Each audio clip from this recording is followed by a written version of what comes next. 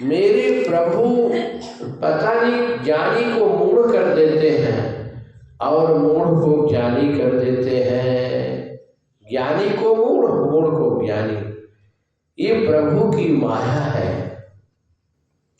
बोले बिहसी महेश तब ज्ञानी मूढ़ न कोई, जय जस रघुपति करही जब सो तस तीक्ष्ण होई। पता नहीं कब किसको क्या हो जाए, ये किसी को पता नहीं।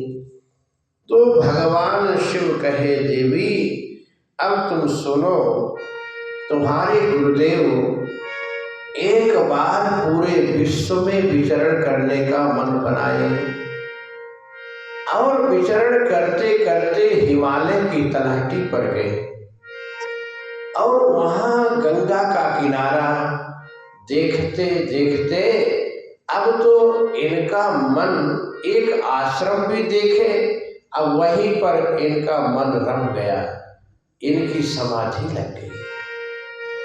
हिमगिरि गुहा एक अति पावन, वह समीप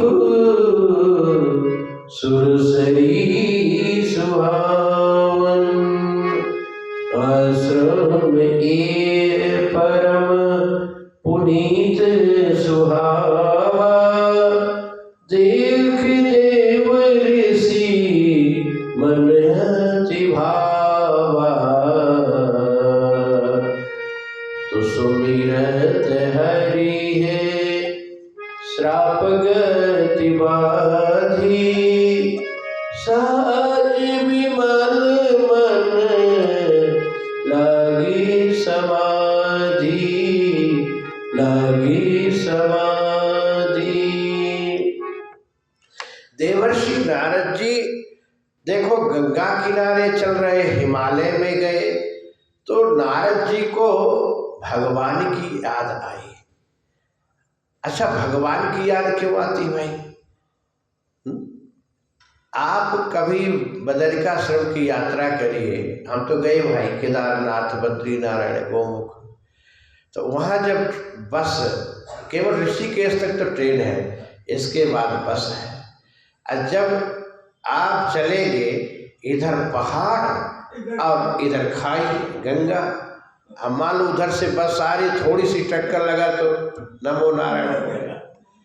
और जब गाड़ी ऊपर, बस ऐसे ऊपर जब चढ़ेगी तभी भगवान, हे भगवान अब तो आप ही है, ये जीवन की नैया तो बस आपके हाथ में है भगवान।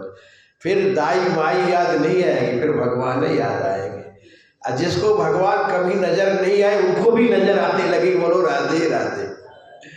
तो गंगा किनारे वन पर्वत में जाए तो भगवान की याद आती है। ऐसी वन पर्वत नदी कौन बनाया है? क्या कोई कारीगर जाके बनाया गया? एक मुसलमान ने कहा कि ये गंगा के खुदा ने खुदाई किया। बोले तेरे खुदा ने खुदाई किया है?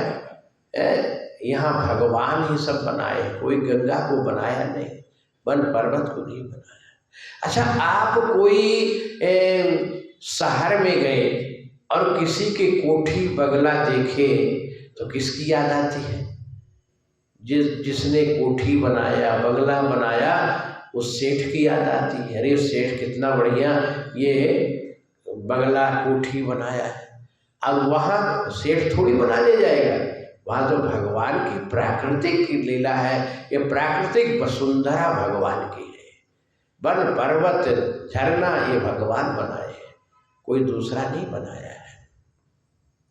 प्राकृतिक की सुंदरता देखो तो भगवान ही सुंदरता दी है। तो भगवान की याद देवर्षि को आ गई और देवर्षि भगवान को स्मरण करने लगे। सुमिरत हरि, भगवान को स्मरण करो जय सिद्ध होए।